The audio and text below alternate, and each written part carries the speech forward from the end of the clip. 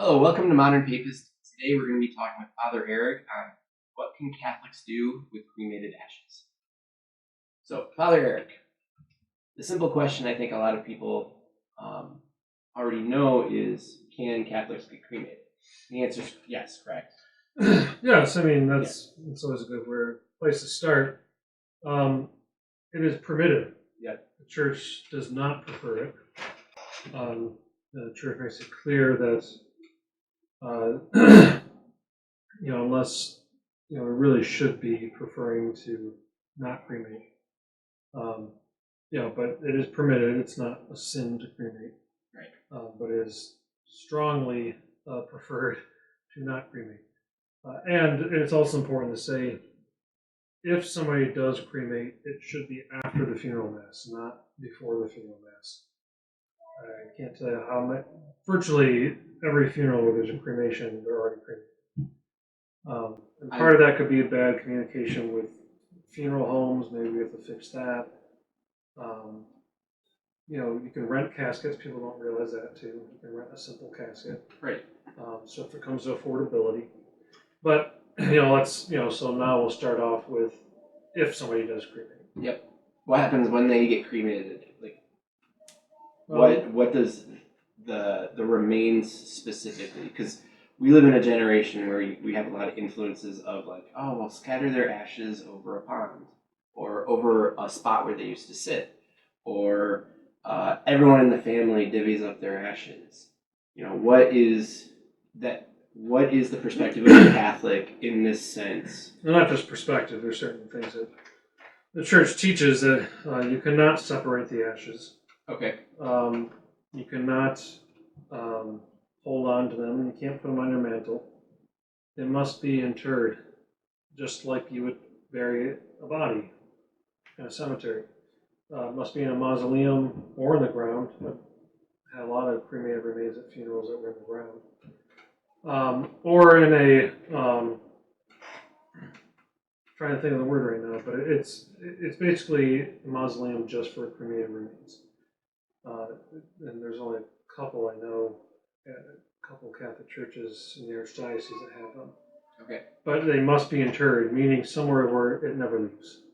Where Right. Those remains are there. You don't take them out for certain things, or it's just like if you had a body in a coffin in the vault in the ground, you don't remove that body. And so they must be interred in a cemetery.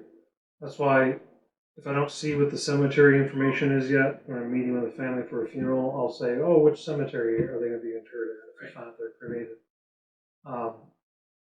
And thankfully, most of the time they already know, and if they don't, they'll be like, okay, you're going to need to find a cemetery, because you can't wait to do that. Right. So if you are in a position where, through, I guess, the fault of circumstances, where you have cremated remains, say, from before the pandemic, people were burying people, but some people may have been hesitant to go out, to go and finally put their beloved ones to rest. Their family members have been passed down to them from the older generation for whatever reason. For those Catholics, what should they do? Just the same. Well, same thing. They need to find a cemetery. Just find a cemetery as fast as possible. Yeah, just talk to the cemetery. So it doesn't need to be fancy. It doesn't need to have the important thing is as soon as possible, because the body should be laid to rest, and we're not laid to rest if we're in somebody's house. All right, so because I want to talk about both points, because a lot of people will focus on one thing or the other. When it comes to the love that we have for that individual and the sin that we can accrue from it, could you kind of explain the connection as to why maybe the church promotes a certain way, just so people understand, all right, well, if this is a sin for me to do, why is it a sin? And it's not just simply well, yes, if you know that if you're Catholic and you know you're supposed to inter the remains, assuming that you're starting the process, that's different. It may take a little while to figure out out what to do and where to go. But if you're a Catholic and you know that you need to inter those remains, that is, have them in a mausoleum or in the ground in the cemetery, and you don't do so, that is definitely sinful. Right. And could even be gravely sinful because it has to do with such a important matter. So a good way to remember this too is nobody would think it's reasonable if you didn't cremate somebody's body to leave their body lying on your mantle, like or a forearm. Just a forearm. And there's a reason why that sounds absurd, and that already tells us one reason why the church does not prefer cremation, because it takes us away a step from the reality of the body. It's still their body with some other stuff that burn with it, but right. But we can't see that anymore with our eyes, and we tend to treat the remains that way too. But if their body's there in a coffin, pretty much same dimensions, almost same weight, it's we're going to treat the body with much more respect, and that's what it comes down to is our bodies are not a costume that our souls wear. Our bodies are not just a shell. Of course, when we die, our soul does leave our body, but so we don't remain with our bodies when we die. In the resurrection, our bodies will be reunited with us, which also tells us how much dignity we have. Right. And we are a body and soul. We're not just the moment our soul was created was the moment we were conceived.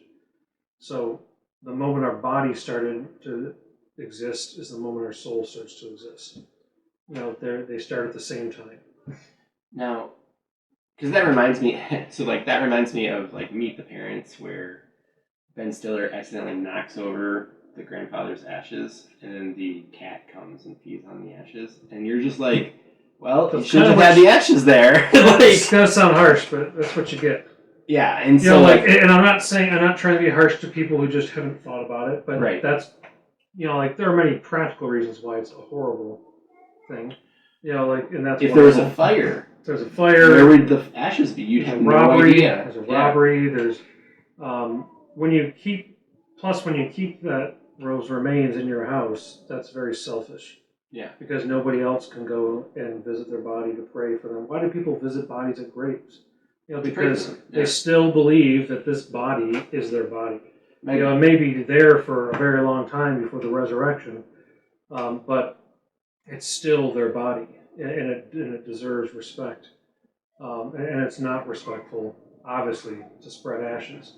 Most of that comes from Eastern religions or pagan religions who don't believe that the body is even good. They believe the body's evil. Right. So there's Gnostic dualism. Yeah, and you can do whatever you want with it. Right. Or they watch the movie The Way. Oh, with Charlie Sheen, which is the worst part of the movie because everything else is pretty good. The way a man's Martin Sheen's character, his son dies, and he was walking the Camino, the walk of St. James. It's a pilgrimage. But a lot of people do it who aren't really religious either, and so that's what his son's really doing. And he dies during a storm, and he's called there to claim the body, and then there's some very good stuff in it. Yeah. But the worst part is that along the whole way, he's dropping his ashes at different stops. His son's ashes, it's so disrespectful. And then at the end, he throws it into the ocean, and it's like, what are you doing? Because everything else in the movie was just great, but screams of it almost says that our body doesn't matter. Right. If Jesus' body didn't matter when he rose from the dead, he would have never raised his body. He tells St. Mary Magdalene when she comes to him in the garden, don't touch me. And he says that because she still wants to hang on to him as he was before his death and resurrection. But now he's transformed. Right. And she doesn't see that now he has to go to the Father. And she doesn't want to let go of him being here. And it's the same thing when people keep cremated remains in their house or anywhere that's not a cemetery. they are not letting go of the reality that this person has now died in this world, and we need to realize they're not here the way they were before. The vast majority of people who do have the cremated remains or are planning on having them at home, they haven't even thought about it. They don't even know. And then I tell them and explain it to them, and they're like, "Oh, okay, yeah, that does make sense."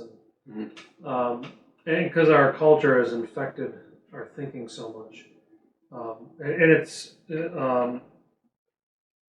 really, it's really something that is a major problem, because it just really shows the problems with people not realizing that what we do with our bodies has an effect on our soul. And okay, yes. Sorry, I didn't want to cut you off if you had anything else. Okay, because like I've heard also like those people that want their family to continue to carry their ashes, which is very weird when you think about it. Oh, that's an important point. That's a lot of upkeep for the family to do. That's an important point. It doesn't matter what the intentions are of the person who died. Right. If their intentions are not in line with the church's teaching and they wanted to be a Catholic, like a good Catholic, then it doesn't matter what their intentions were because they're wrong. Right. I've had to specifically tell somebody that too. It doesn't matter what their intentions were because if they desire to be a good Catholic, you can only presume that they would have no problem with this. Because you would assume that they were basing it off of faulty logic. Of course, yeah. Right. And that their belief in their religion is more important than their family taking care of their ashes for the rest of eternity. Yeah. Which, to me, is incredibly selfish. Yeah, that is too. Because you're basically saying, my legacy is my ashes, and it needs to be there. I think, sometimes it's good to bring arguments, too, from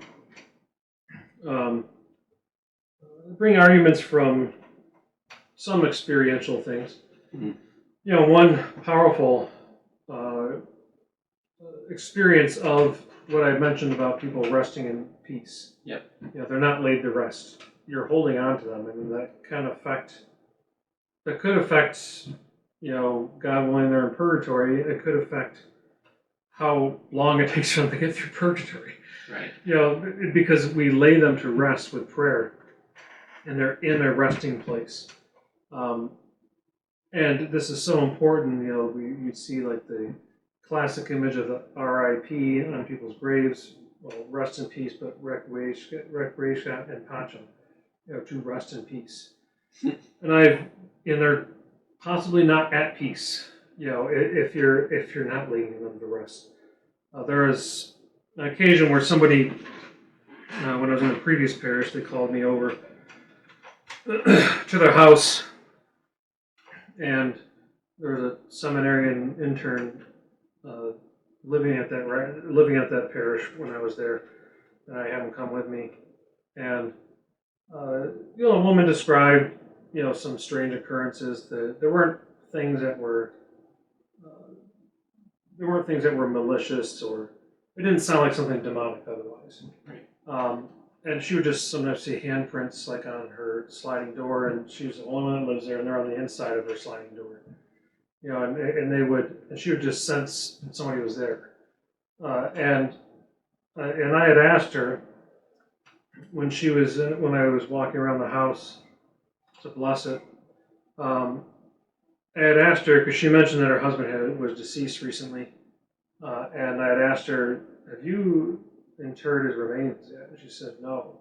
I said, "You need to do that." I said, "You have to immediately do that."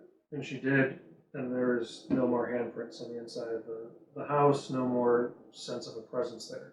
How long was the handprints going on for? About as long as after he died, and she still had the remains with her. Do you know how long that was? Like, was it a month or 2 months or something like that? I mean, between that and when because like, it could be a matter of a couple months, but imagine if she would have never asked about anything, and and then it was fine, and that's probably because, it's not a church teaching, but it's most likely that the phenomena of a ghost is that it's probably somebody in purgatory that God permits to get people's attention. Now remember, people in purgatory can't pray for themselves. They can pray for us. We should certainly be praying for them. but they cannot pray for themselves. So maybe in God's mercy, He might permit them to get people's attention. And that could be through what we think ghost activity, which is not the same as demonic activity, of course. Right. And maybe He permits them to do that to get our attention, so that we pray for them. Right. And that was the case in this case. I mean, it was literally to get the attention, so that someone would tell her to place his remains to rest. And then that's probably the solution came about. So the Lord didn't need the person in purgatory anymore to get anybody's attention, Right. because somebody was finally laid in the rest and was praying for their soul. And you hear this very often. There's a lot of cases of people. There's a book. I don't remember the name of it, but it's on people in purgatory, where there'll be like burn handprints, like on cloth, sometimes on corporals, and it will inspire like a priest to offer more masses for the souls in purgatory. Or there'll be these signs of people trying to remind people to pray for the souls in purgatory. Right. And it usually comes through burnt hand marks or anything to do with fire. Right. Because purging. Purging is fire. Yeah. It's not. It's understood to be fire, so it would be like, it's not that they're cleansing. in hell. Yeah, it's cleansing. A cleansing, like how gold. It's not a material fire, because purgatory is not a material place, but purgatory is nevertheless real. Right. It's not, but it helps us in our imagery to think of fire. All right, that's enough for that. But what were you gonna ask? Well, I think that was it. Just because like there's been some. I guess I could say a thing I read is, and it's more of like the psychological component of letting go.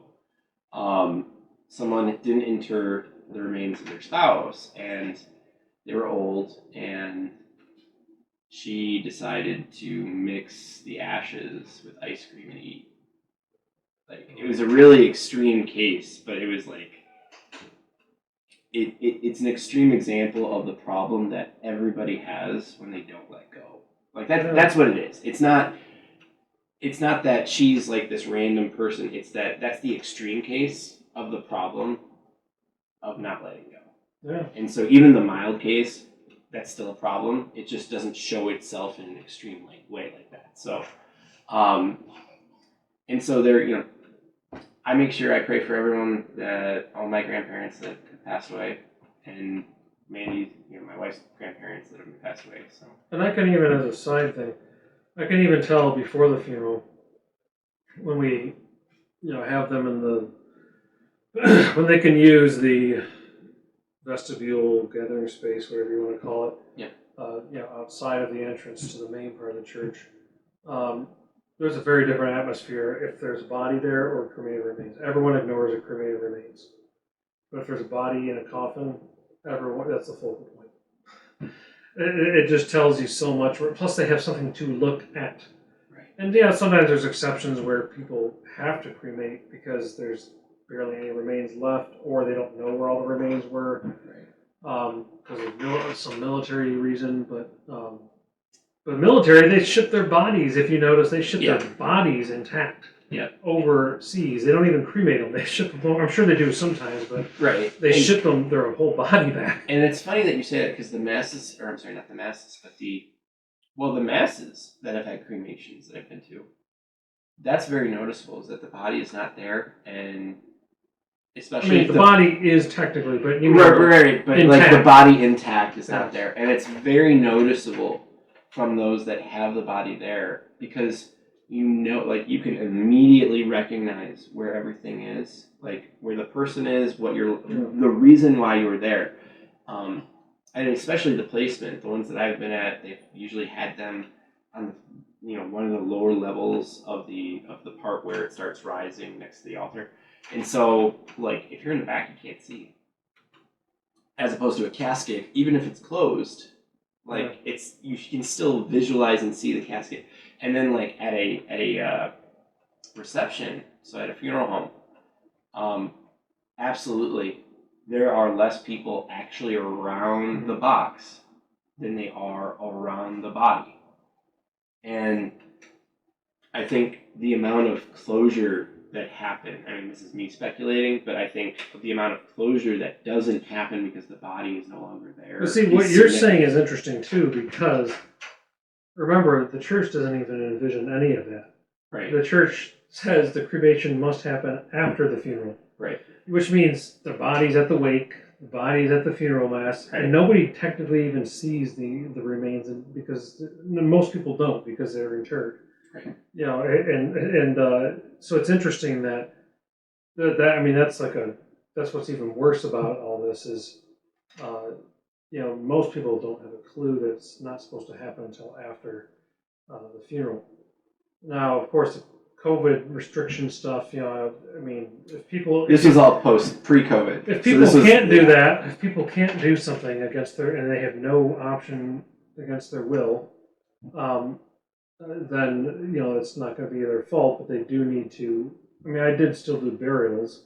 Yeah. You know, like they still, like most funeral homes would still do that, but a lot of people just didn't because they didn't think they could.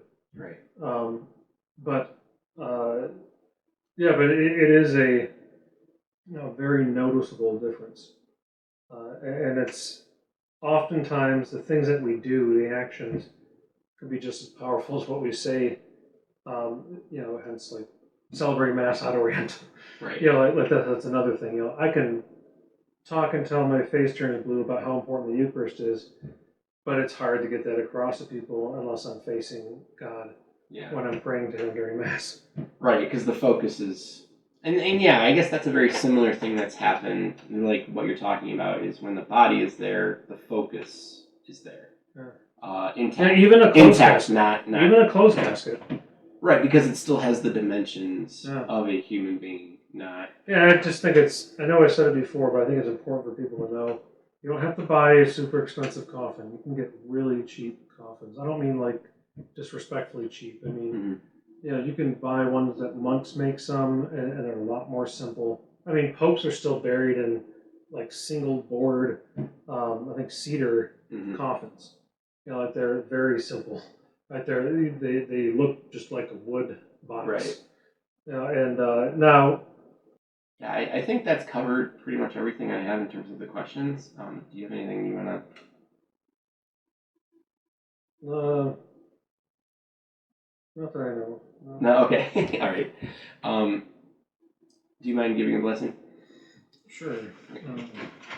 Lord be with you. With your spirit. And through the intercession of the Blessed Virgin Mary, Saint Joseph, your guardian angels, Saints Basil the Great, Saint Mary Magdalene, may Almighty God bless you, the Father and the Son and the Holy Spirit. Amen. All right. Thank you for joining with me and answering my questions. And thank you for joining me. Have a great day.